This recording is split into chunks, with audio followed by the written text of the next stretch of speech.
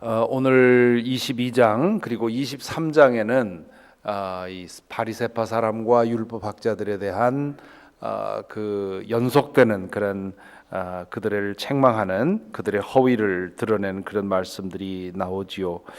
여기에 엮여 있는 이 논쟁들은 그냥 앉은 자리에서 계속해서 일어났던 논쟁이 아니라 예수님께서 이제 예루살렘에 입성하셔서 성전 뜰에서 이 사람 저 사람을 만나면서 있었던, 그러니까 이 논쟁 하나하나 사이에 시차가 좀 있었던 것이죠.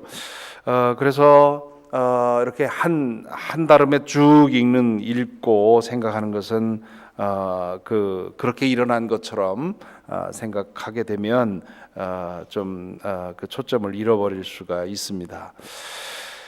오늘 이 논쟁을 통해서 적들이 하는 일, 이 바리새파 사람들, 율법학자들 혹은 서기관들이 하려고 하는 일은 어떻게든 예수님을 그 함정에 빠뜨려서 그의 문제를 발견해내서 그를 넘어뜨리려는 것, 그것이 이들의 목적이었다고 볼 수가 있고요. 그러는 과정에서 예수님은 그들의 위선과 허위의식을 폭로하는 그런 과정으로 이 논쟁이 이어지고 있습니다. 우선 그 논쟁들 하나하나를 초점을 보면요, 1절부터 14절에 혼인잔치의 비유가 나오지요. 여기서 먼저 초대받은 사람들은 뭐 말할 것도 없이 바리새파 사람들과 율법학자들입니다. 그들은 초청을 받아들이고는 실제로 순종하지 않았지요. 형식적으로는 하나님께 순종하는 것 같지만 율법을 잘 지키고 제사 제도를 지키고 율법에 기록되어 있는 대로 하나님을 잘 섬기는 것 같았지만 실제로 그들의 마음과 그들의 행동은 전혀 달랐다 하는 얘기를 이 비유를 통해서 얘기를 하고 있습니다. 그래서 결국은 너희들에게 주어진 하나님의 선택이 무효가 될 것이다, 그렇게 말씀을 하는 것이지요, 이 비유를 통해서. 그런데 그 비유 말미에 이제 나중에 초청을 받아서 잔치에 들어간 사람들 중에 한 사람이 예복을 입지 않았다. 그래서 그 사람도 책망을 받습니다. 옛날에 이런 임금이라든가 혹은 귀족이 잔치를 베풀 때는 그 혼인 잔치에 맞는 그런 예복을 이제 그 궁궐에서 제공을 해줬다는 것이지요. 그러니까 길거리에서 갑자기 왔지만 그러나 그 사람은 지금 일어나고 있는 이 혼인 잔치에 맞는 예복을 입었어야 했던 겁니다. 그런데 그 중에 한 사람이 그걸 입지 않았다, 그런 얘기를 하지요. 지금 예수님은 이 비유를 통해서 먼저 초청을 받았지만 그 하나님의 선택을 무시하고 자신들의 욕심대로 살아가는 바리새파 사람과 율법학자들도 경고하지만 비판하시지만 나중에 회개하고 초청을 받아서 하나님 나라에 들어온 사람들에게도 또한 아주 따끔한 경고를 합니다. 늦게 세리와 창녀와 죄인들, 이제 늦게서 하나님 나라의 초청을 받았지만 그러나 이대로 괜찮다 해서는 안 된다. 신속하게 예복을 갈아입어서 하나님 나라에 합당한 삶을 살아야 한다고 하는 그런 경고를, 그런 가르침을 11절부터 14절에서 주고 있지요. 양날 칼을 가진 비유다, 그렇게 말할 수가 있을 것입니다. 이어서 15절부터 22절에 나오는 황제에게 바치는 세금에 관한 이야기가 나오지요.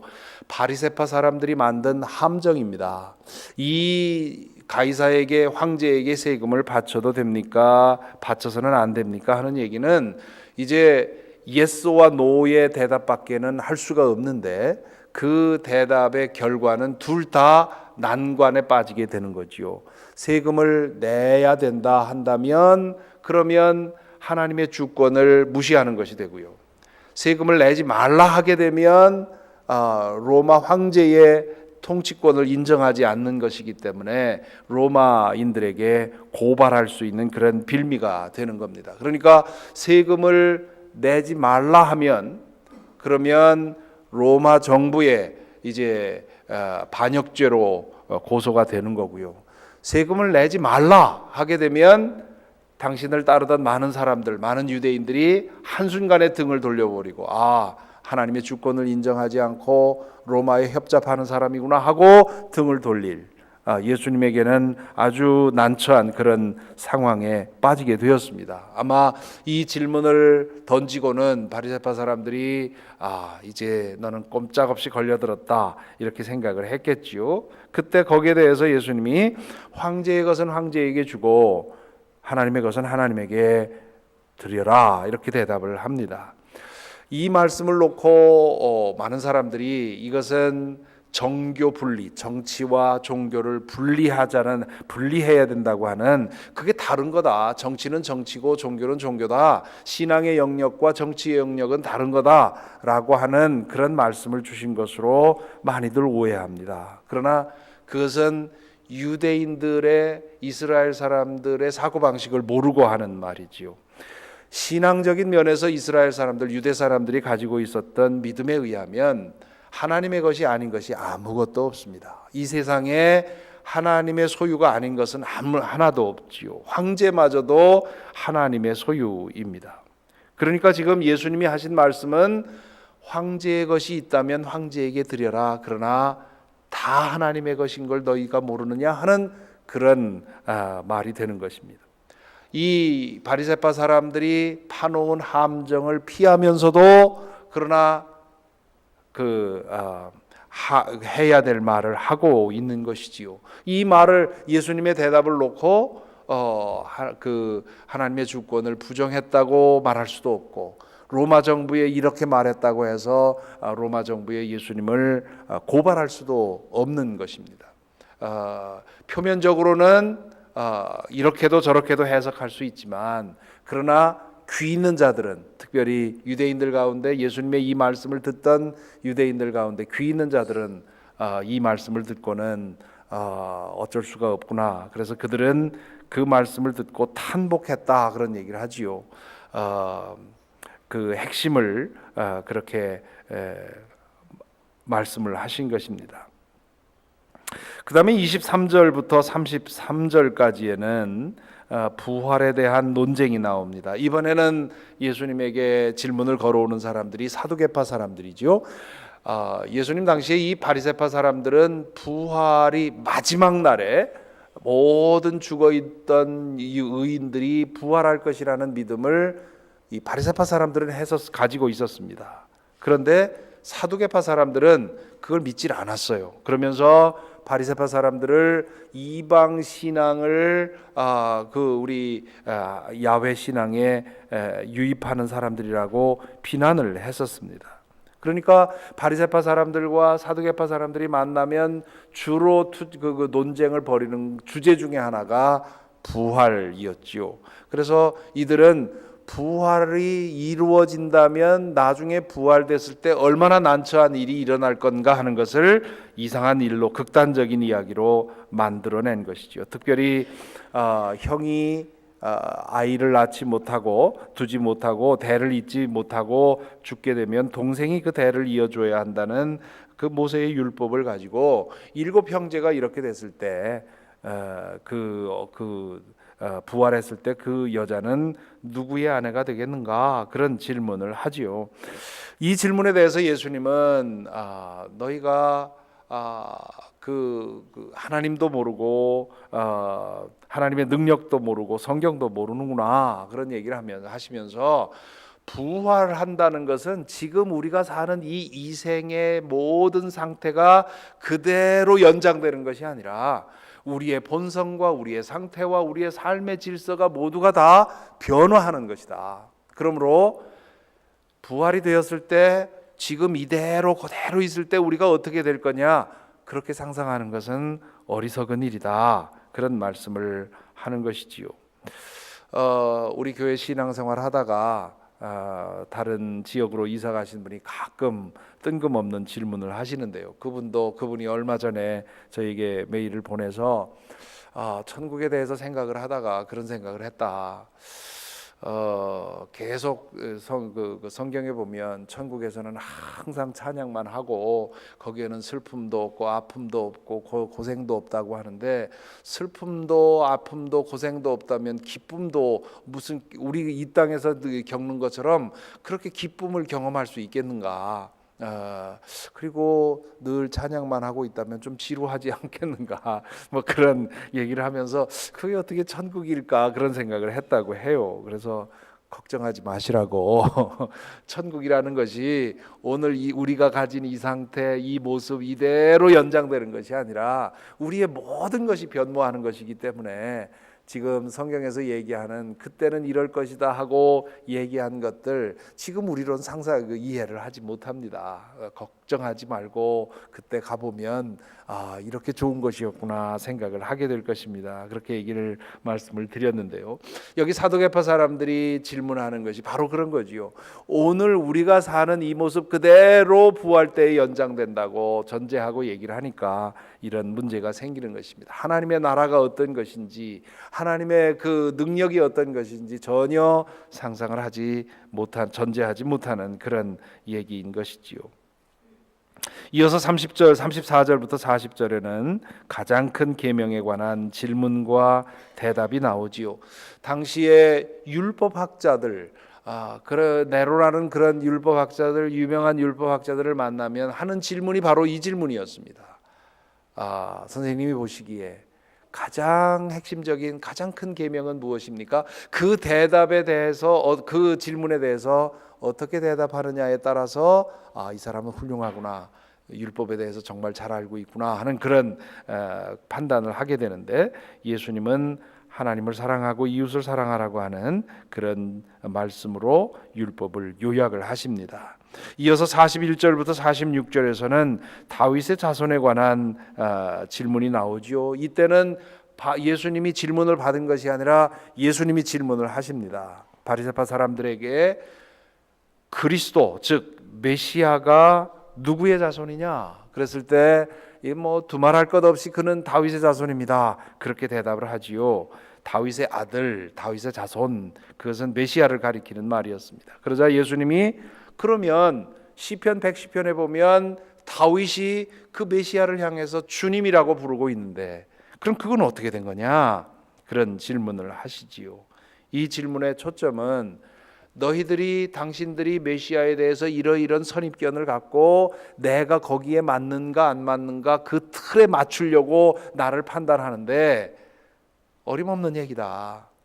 하나님이 그리고 하나님의 메시아가 당신들이 가지고 있는 그 틀에 맞을 것 같으냐? 그 틀을 깨고 내가 누구인지를 보라고 말씀을 하시는 것이지요. 오늘 이 여러 가지 논쟁을 통해서 몇 가지 묵상의 씨앗을 주습니다. 첫째는 첫 번째 그 혼인잔치의 비유를 통해서 이 비유를 읽으면서 우리가 먼저 초청받은 사람이 아니라 이방인으로서 나중에 초청받은 사람이라고 하는 사실을 생각을 한다면 우리는 전반부보다는 후반부가 우리에게 더 의미가 있겠지요. 과연 나는 은혜로서 마지막 시간에 이 잔치에 초청을 받았는데 그렇다면 나는 혹시나 이 하나님 나라의 잔치에 어울리지 않는 행색을 가지고 여기에 앉아 있는 것은 아닌가?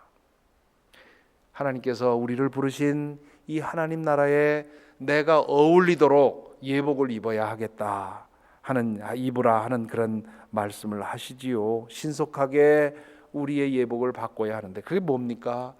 회개와 하나님의 말씀으로 거룩해지는 것, 우리의 마음과 우리의 생각과 우리의 삶이 변화하는 것, 그것이 우리가 예복을 입는 것입니다.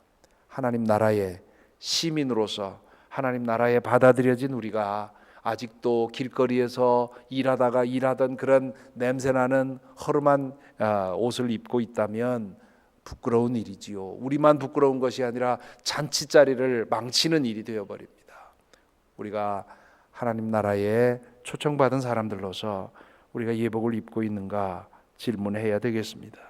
두 번째는 황제에게 바친 세금의 이야기를 통해서 우리는 하나님의 주권을 전적으로 인정하고 있는가 생각을 해봐야 하겠습니다. 혹시나 우리도 황제의 것과 하나님의 것이 다르다고 생각을 하고 황제의 것이 따로 있다고 생각을 하고 이 여기는 내 영역이고 하나님 저 이 영역은 나에게 맡겨주십시오.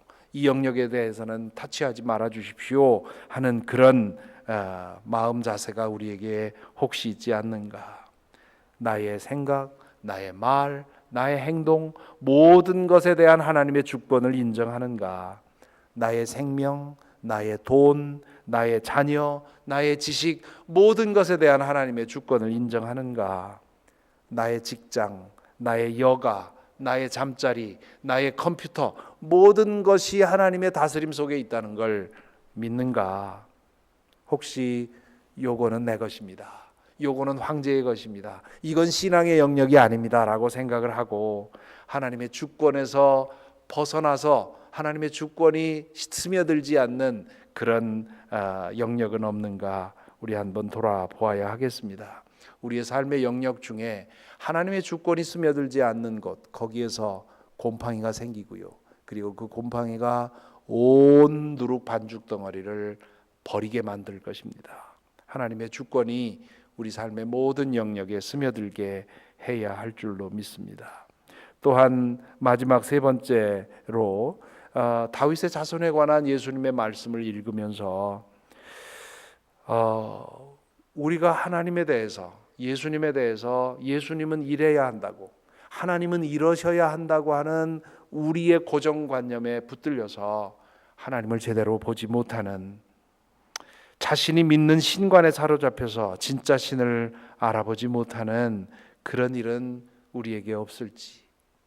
지금 성경 일독을 하고 있습니다만 성경을 계속 읽어가는 이유가 어디에 있습니까?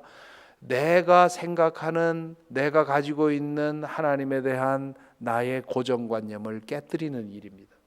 내가 가지고 있는 고정관념에 하나님이 맞아주기를 바라는 것이 아니라 내가 가지고 있는 고정관념이 말씀을 통해서 하나님이 이런 분이었습니까? 그것이 깨어져가는 그것이 우리가 성경을 읽는 이유이고요. 기도하는 이유가 뭡니까? 내가 믿는 그대로 하나님 응답해 주십시오가 아니라 살아계신 하나님 앞에 내가 나 자신을 열고 하나님과 교제해 가면서 하나님 나를 깨뜨려 주십시오. 이것이 우리가 참된 하나님을 만나는 일이지요. 얼마나 많은 사람들이 자신이 붙들고 있는 그 하나님상, 우상과 같은 그런 하나님상에 붙들려서 성경을 읽어가면서 혹은 신앙생활 해가면서 자신의 그 카테고리 속에 하나님을 담으려고 하는, 그래서 이것도 아니고 저것도 아니고 하는 그런 태도로 성경을 읽는 혹은 말씀을 생각하는 일들이 얼마나 많은지 모릅니다. 이번 이 성경 일독 과정에서 그리고 이 사순절 영적 여정을 통해서 우리의 예상을 깨뜨리고 우리의 기대를 넘어서고 또 우리를 놀래키시는 그런 하나님의 새로운 모습들 경험하게 되시고, 그러므로 우리가 더 참된 그 하나님의 모습에 가까이 가게 되는 저와 여러분이 되기를 바랍니다.